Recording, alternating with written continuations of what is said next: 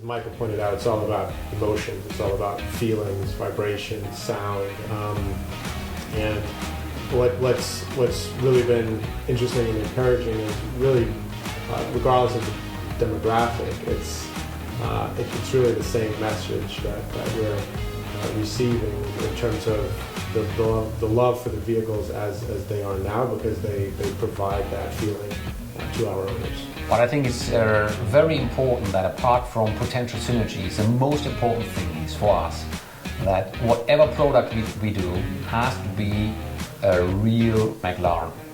So it has to go to the core of our DNA, lightweight, power-weight ratio, dynamics, nimble. We can't compromise that and buy that for with synergies. This is absolutely not acceptable. So whatever we do, it will be a true McLaren. But ultimately it comes down to getting people behind the wheel, and that's really what has been our biggest asset, whether that's road driving or allowing prospects to experience the vehicles on track. And once you experience what a McLaren feels like, then there's really no selling you have to do at that point, because it becomes clear what the decision is at that stage. Artura is a great product, 750 is a great product, and I think when you see at the end of the year we'll present a new ultimate car, and this will also then be kind of a halo, and will show also what will, not in the same way, but in a modified way, will then arrive also in the future. And one core element will be, and we have announced that already, an V8, a totally new V8 hybrid powertrain, and this is something we will build our future.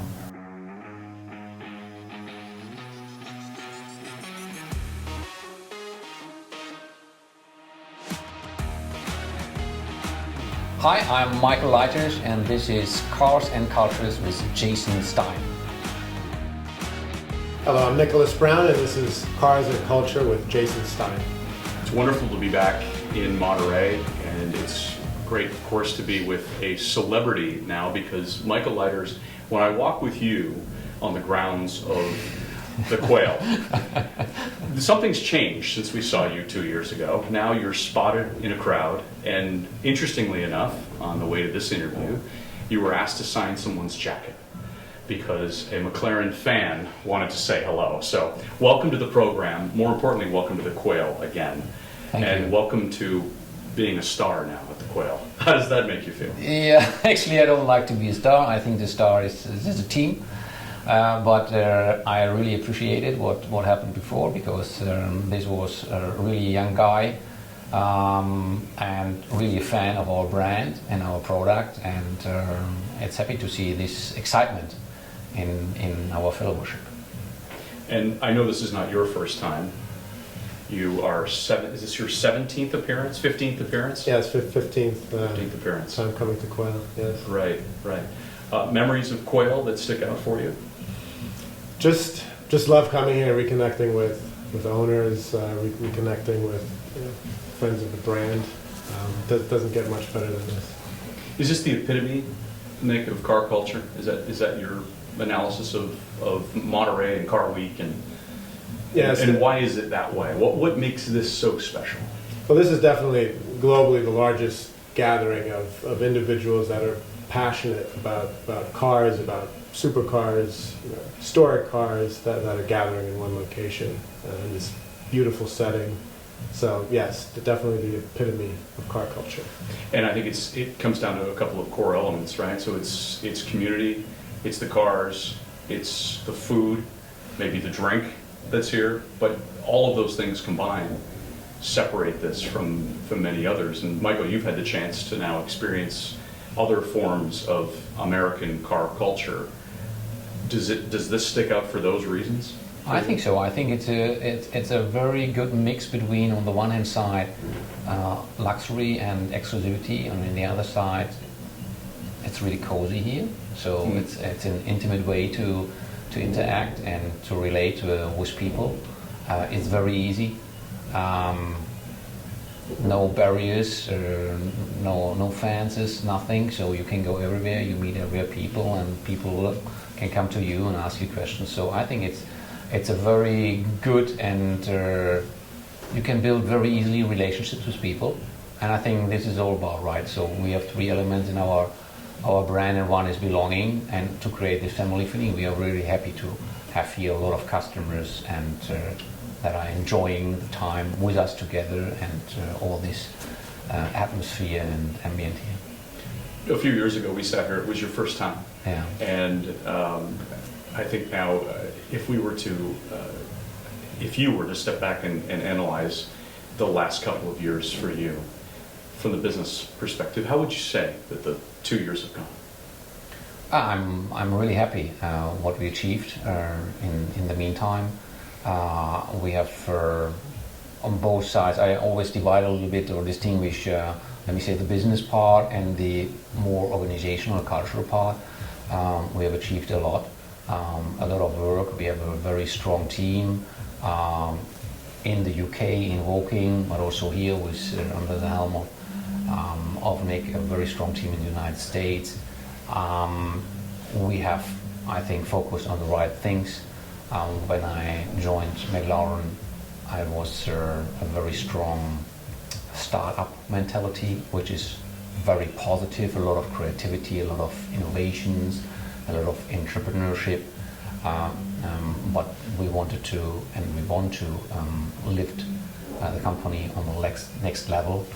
So to get to a more mature organization, thinking more also about the industrialization and industrial logics. And therefore I think we have put together a very, very strong team, and this created and made necessary also another culture. And I'm really happy about how the organization reacted and what we put together as a team. And we are really, I think, 750 is very successful. Artura is well perceived now in the market, and now we are working on our future, and there's really exciting stuff to come. When we talk about the industry trend, Michael, in the luxury space, 2 years ago, it was a very different environment coming out of COVID. Yeah. Where are we today? What trends are you seeing from the luxury side? So I think if you're mentioning COVID, I think after COVID there was a strong recovery in the market demand, and I think now we are coming to a more normal behavior of the markets. But I think especially in the United States it's still a strong position, and it's always impressive, I have to say, to come to the United States and see this energy and the positiveness of the people in the United States. It's really energizing for me. And then a big theme in our industry is transformation, decarbonization.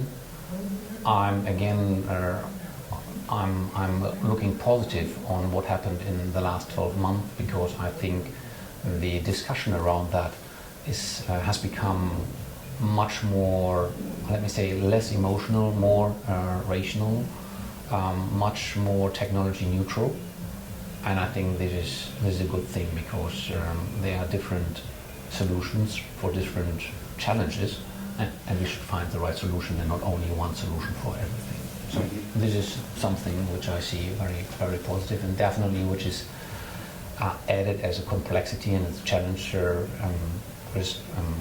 related to 1 year ago or 2 years ago, is definitely the geopolitical situation with a lot of wars and conflicts, and also, let me say, a potential trade war, at least much more protectionism in geopolitics. This is definitely something which is will be a challenge for the future for everybody. But again, I'm positive that also there probably and hopefully we will find to a more balanced view all over the world. Nick, give me a review of the American market from your perspective, where you sit today. You're obviously active and engaged with customers and dealers on a regular level. What are you seeing and hearing related to McLaren in the last year and maybe going forward? So the business is definitely very robust.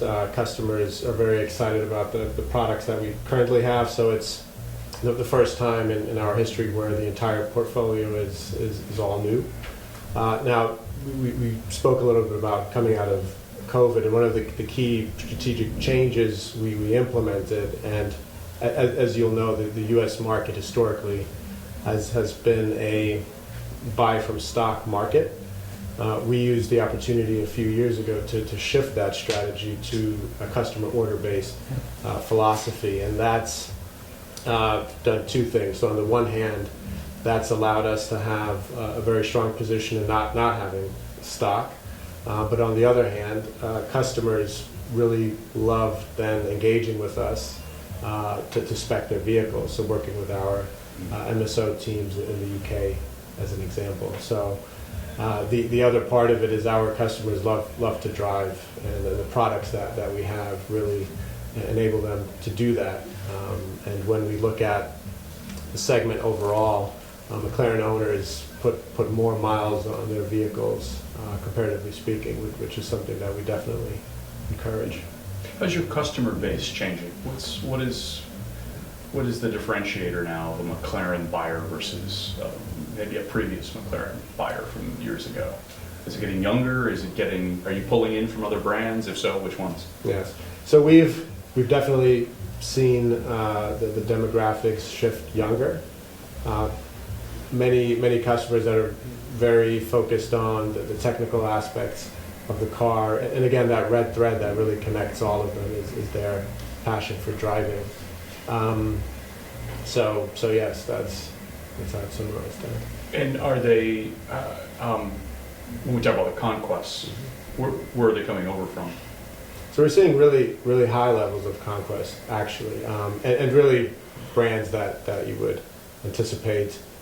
We are seeing lots of conversions from Porsche as an example, but then really across the board, we're looking at Lamborghini or also Ferrari customers. The conquest rate on the 750 is incredibly high, so we were really excited. I think it's also because this product is so special, so let me say pure, non-hybrid, a lot of, let me say, analog things on that car. So that was really a very positive result we have achieved there. You mentioned the word hybrid, and 2 years ago, you and I, Michael, talked about an EV. Your intention about building an EV in the space, you're more focused on plug-in hybrids right now, aren't you? Why is that? And again, there's another pendulum swing in the last 2 years for this market. Yeah, I think so. If you talk about propulsion, we have a strategy with 3 pillars. The first one is pure IC, and we think that also in the future there's a market for that, and we have also opportunities to create very particular products. So I would compare that like, let me say, a mechanical watch versus a digital watch, right? And there's a huge market for craftsmanship and this stuff. So I think for us it's the right thing to maintain this technology. The second is plug-in or hybrid cars in general, and this is something we want to grow, and we estimate that probably in about 4 years over 90% of our fleet which we sell will be in some kind hybridized. Okay, and then we have EV. And we have started a very important advanced engineering program in-house to understand what is needed to make a real supercar, a real McLaren as an EV. And it is clear to us that this is not a short or mid-term thing. This will take some time because today, for a supercar, this technology is not mature. They are both on the business side and on the technological side, there are big question marks around that. On the business side, it's about residual values, and we see a lot of value losses on EV cars over proportional versus IC cars. And this is something which is in our business. We are building collectors cars. This is destroying our business. We can't afford that. So even though buying a McLaren, buying a supercar is a emotional and non-rational purchase, but you don't want to lose so much money by having a battery on the car. So this has to be solved, and this is not only this is caused obviously by the technology and the strong and fast development this technology is doing. And then we have the technological part, the performance part, and I mean we from McLaren, we are pointing so much on weight, and a battery is very heavy, and we don't consider a supercar if it has 2,000 PS and weighs more than 2 tons, right?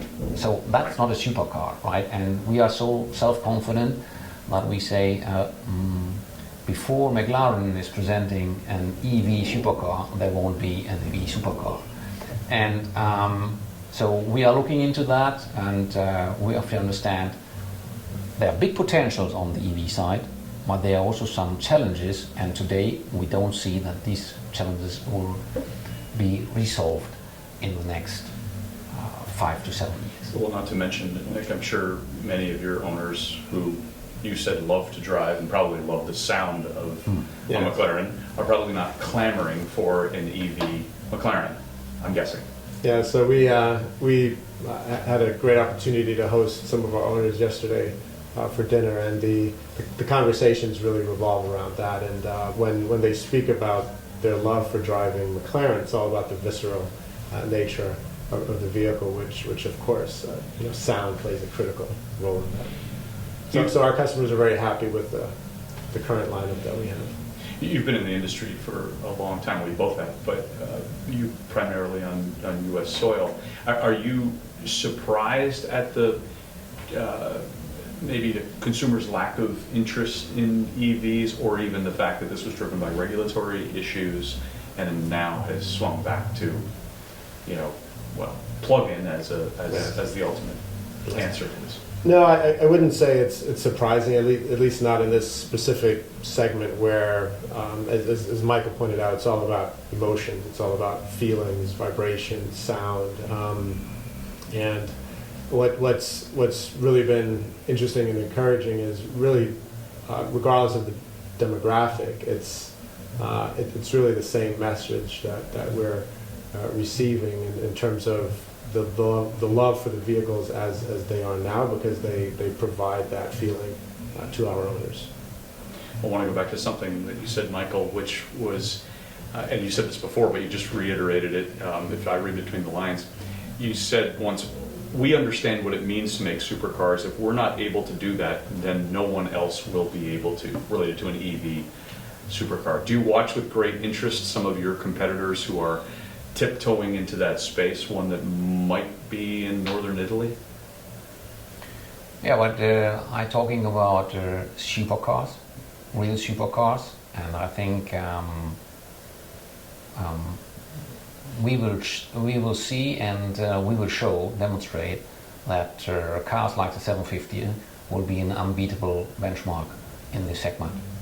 So, and don't get me wrong, I don't want to speak against EV, but I think every technology has its place, and right now EV is not ready to go to supercars. If you want to go to something else, like an SUV, maybe this is the right solution, right? But not for the supercar. We've talked before, you and I, about the possibility of an SUV in this lineup. Is that getting closer to reality? Yeah, I think we have good ideas around that. But I always said also that this is a two-step approach, right? The first step is we focus on our core segment, and we have to have a very robust and stable foundation there. On top of that, then we can put something, a more lifestyle, we call it shared performance product. Can be an SUV, can be a 2+2. And this then can unlock the full potential of the company and of the brand. But it's also clear that for something like that, which would mean to enter a new segment, but also enter in a new, let me say, technological challenge, it would be easier and I think better to have a partner. And so this is something which goes for us, at least in the moment, hand in hand. And that partnership, I know that's been talked about for a little while as well. What are the advantages to having a partner in this space that would allow you to unlock more potential? Yeah, for example, so if you look at how others have done an extension of the lineup, they have built on something, right? So building on something is always helpful. You don't have to do 100% of the work. You have to do only, I don't know, 50, 60, 70, depends on the partner. But I think it's very important that apart from potential synergies, the most important thing is for us that whatever product we do has to be a real McLaren. So it has to go to the core of our DNA, lightweight, power-weight ratio, dynamics, nimble. We can't compromise that and buy that with synergies. This is absolutely not acceptable. So whatever we do, it will be a true McLaren. Right.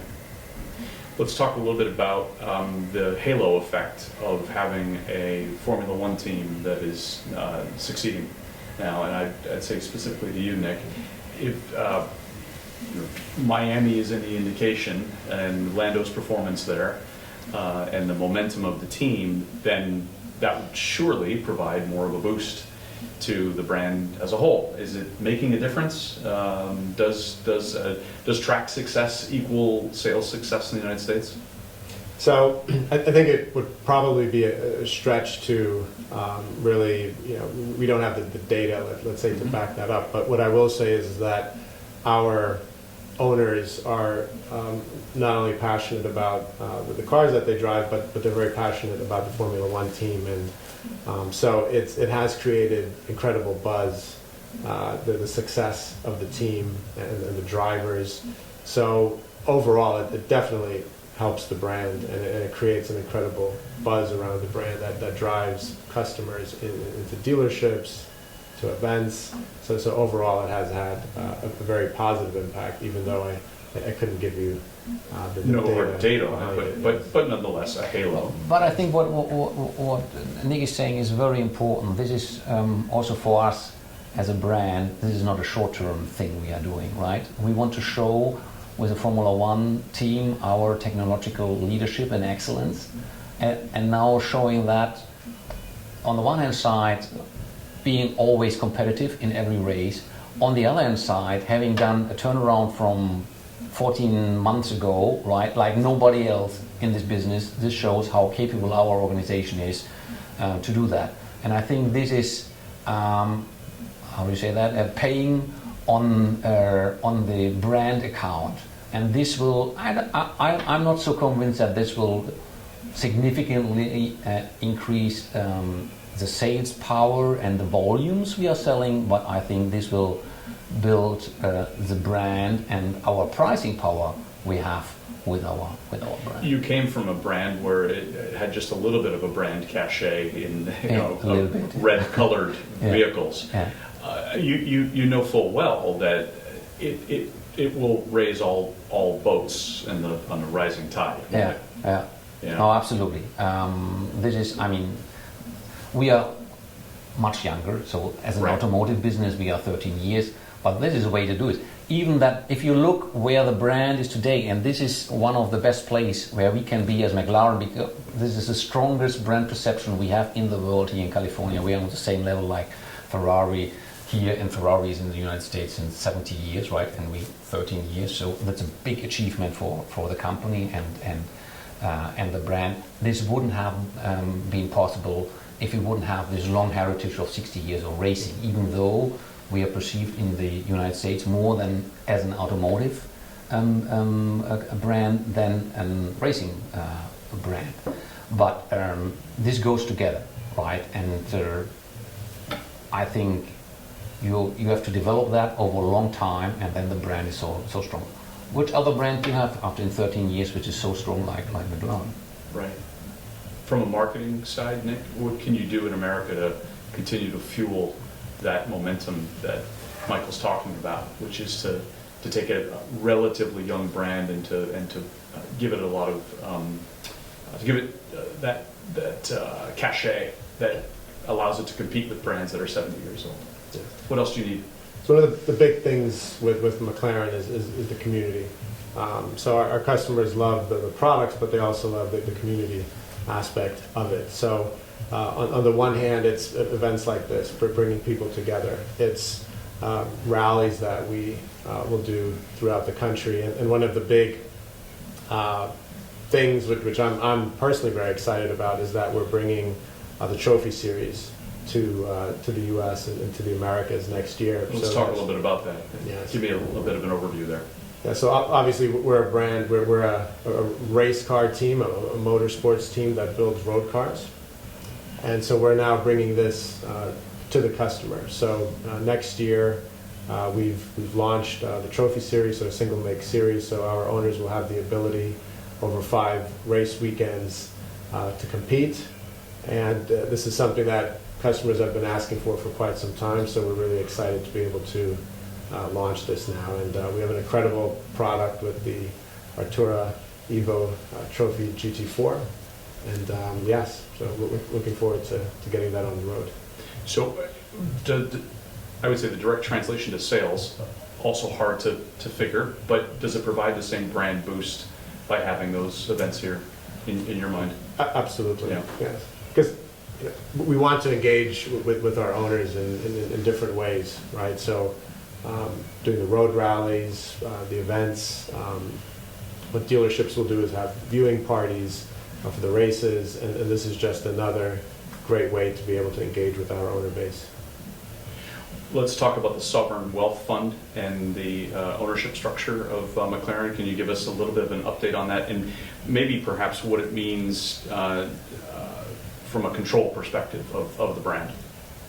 So I think, first of all, we are really happy that we have done this step for the company. It is very important for 2 reasons. One, we have restructured our capital. Mumtalakat is now 100% owner of McLaren Group, and this is very important to have that sorted out. That's for our future, and the financial stability of the company is very important. The second point is that governance has simplified. We have now a much leaner governance, and that makes decision making much more efficient, much quicker. And this is in these times very, very important. So you know that Mumtalakat has supported us since years in a very, very good way, and we are happy to have a long-term oriented investor. Obviously, you can also imagine that for a sovereign wealth fund, it's not you say the final target, the final objective to have 100% in our company, so that was now necessary, and now we are going to the next steps, and we will figure out what is the best way to go forward regarding the capital structure and possible investors and possible partners. So you've talked before about it, unlocking the technology capability. What did you mean by that? So I think for us it's a huge opportunity to extend our lineup and to enlarge our customer base. I think on the one hand side, it's an opportunity for the business to make more revenues, to be more profitable, but it's also good to have, let me say, another leg in the business and be more resilient against possible risks in the business.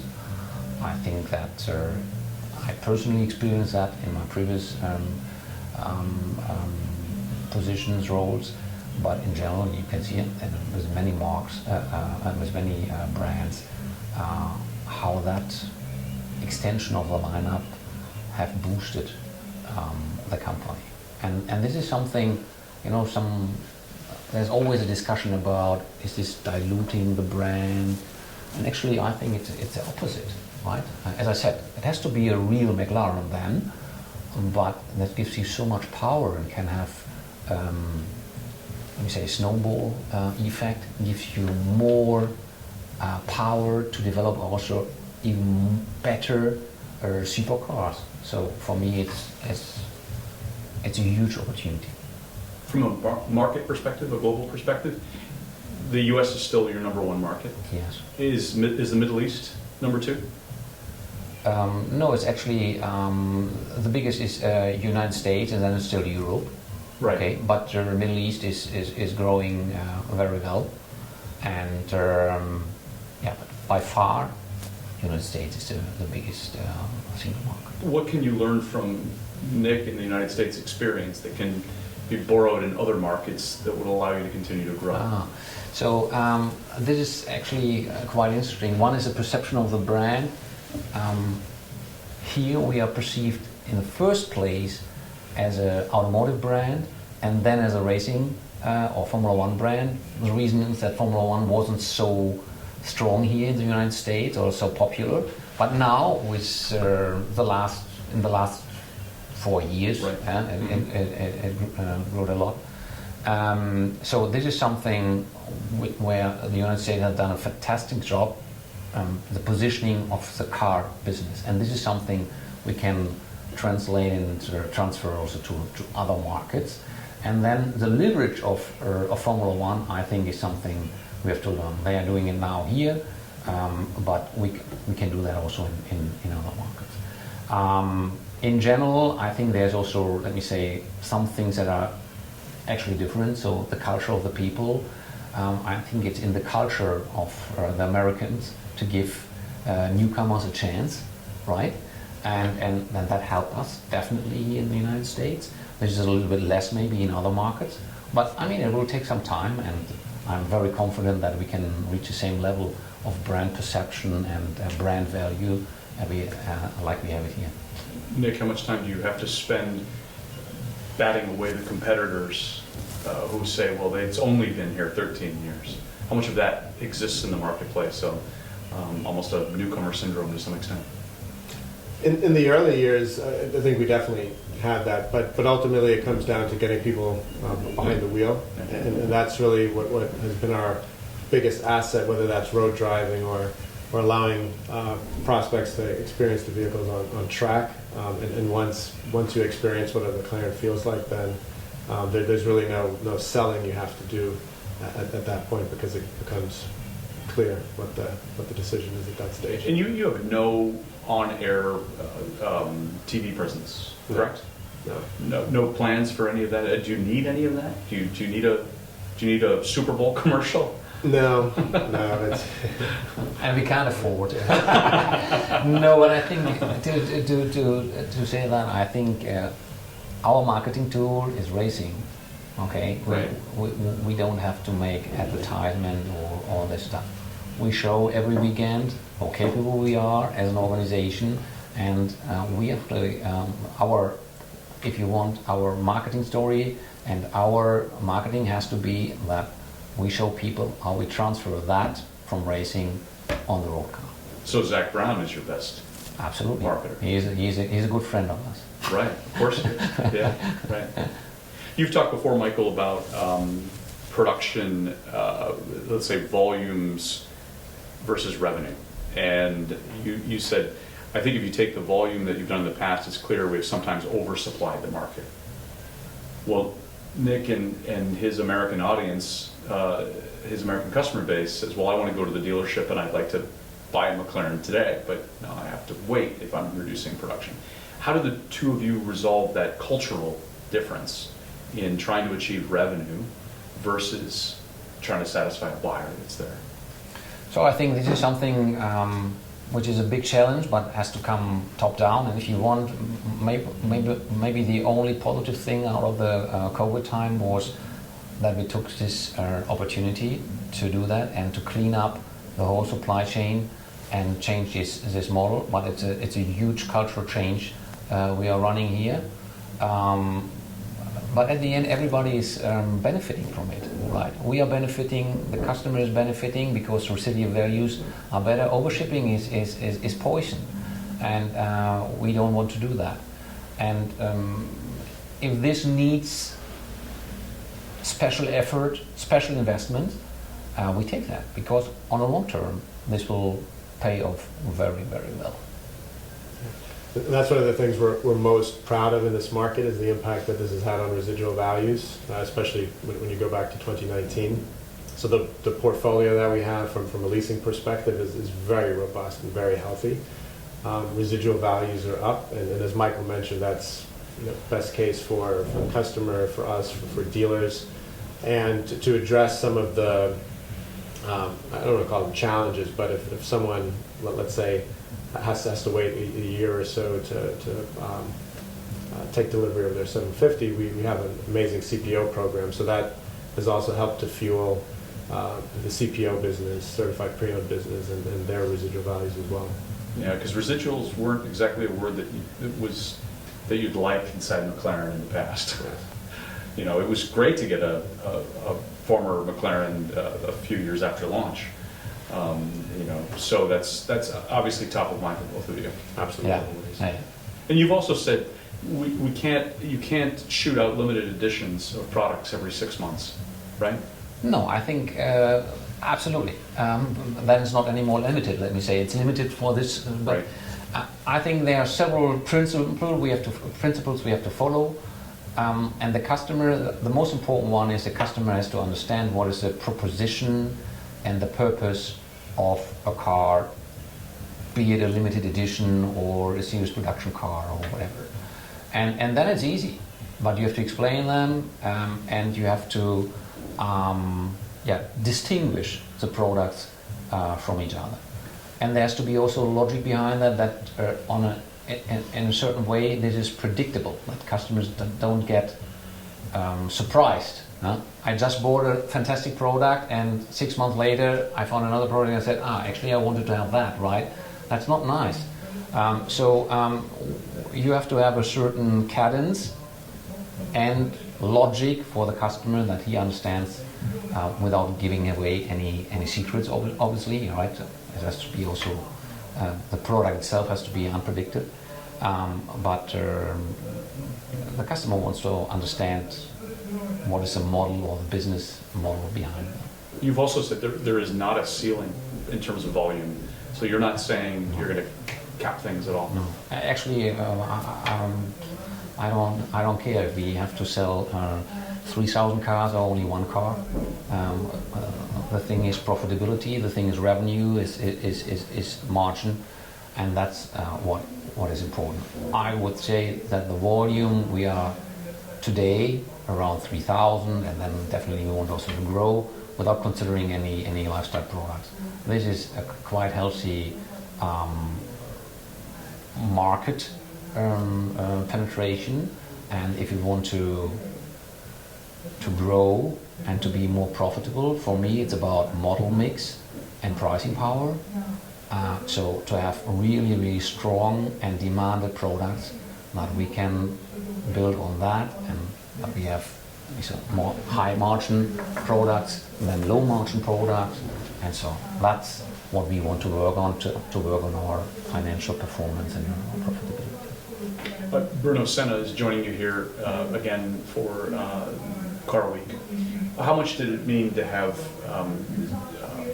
the Senna family name and the anniversary celebrated this year? And in Miami, there was at the Grand Prix, there was a mural that was unveiled.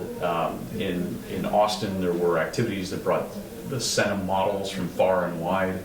How much did that mean for you, the brand, the marketing effect of the Senna name? It means the world to us. Ayrton Senna is an icon, obviously for McLaren, but for Formula One and motorsports as a whole. Brands are about stories, are about people, and his legacy is a key focus for us. This year, as you see at Quail, we have a display of Senna vehicles, both as championship-winning cars as well as the modern-day Senna Ultimate Series. Tomorrow evening, we have a special tribute celebration to Senna and the family for our owners. So this is something that's definitely very important to us. Influencers are a huge deal with this brand too. Stefan Johansson has been on this program as well. Accomplished Formula One driver, Le Mans champion, a famous painter now. Influencers driving the conversation. How much does that matter?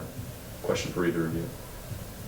It's important for us, but we speak about Stefan, who's is a phenomenal brand ambassador, and again, it goes back to stories, and he can legitimately convey those through his time racing and through his love of the brand. So, and it's also great for our owners to be able to interact with Stefan, to interact with Bruno and Bianca. It means a lot to them. Being a part of the McLaren family is something very personal. So having access to those individuals is something that money can't buy. And it's something that's very real and authentic. And yeah, that's the point, right? It's really authentic, right? These are not some people we are buying in, like connected to the brand. They drove for us. Actually, I think drivers are the best way to have these influences. And Bruno is a special ambassador for us. Obviously, not only because of the name, but we have done so many stuff together now in these years. So I think there's a big opportunity for us. Well, I first saw him 2 years ago with the Solus, and then Stefan showed a video last night of the Solus going up the hill at Goodwood. Yeah. I mean, this Solus vehicle was mind-blowing when it was introduced 2 years ago. Will we see more Halo vehicles like that? I think so, yeah. No, we will, we today another driver is with us, Emerson Fittipaldi, and we are celebrating this year 50th anniversary of the first Formula One championship we won in 1974 with Emerson Fittipaldi. And actually related also to that, we will launch this year a new ultimate car, and we are really excited to do that and let me say relate that to such an important milestone in our history. A couple of final things. Product for you, Nick. Artura is on the road now. It certainly gets a lot of people taking pictures from the sidewalk as it rolls past. How important is that vehicle to you, and what other product, if you were to create a wish list for your boss seated to your left, what would that be? So Artura has been incredibly exciting product for us, a very important product for us. It represents, as a whole, Coupe and Spider, around 40% of our volumes in the US. The Artura Spider just started being delivered to showrooms about a month ago. So our customers are very, very excited about that car, and we have a very strong order bank. In terms of a wish list, I actually have provided a wish list to we can't disclose that. Yeah, but I think what is important is, again, we have to stick with our DNA.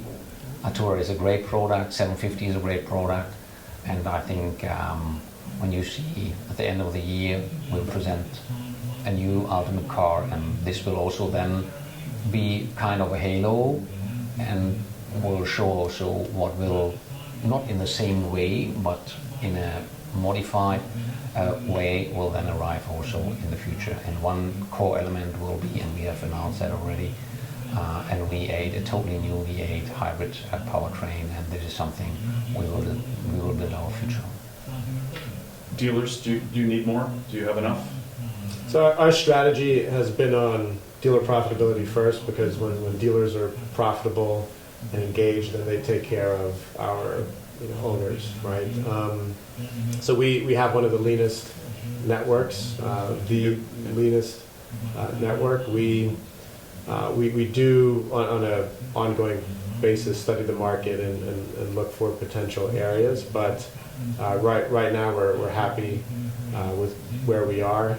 We have a phenomenal dealer network. Over the past 2 years, they've invested over $150 million into brand new ground up facilities, but also showroom updates, service facility updates.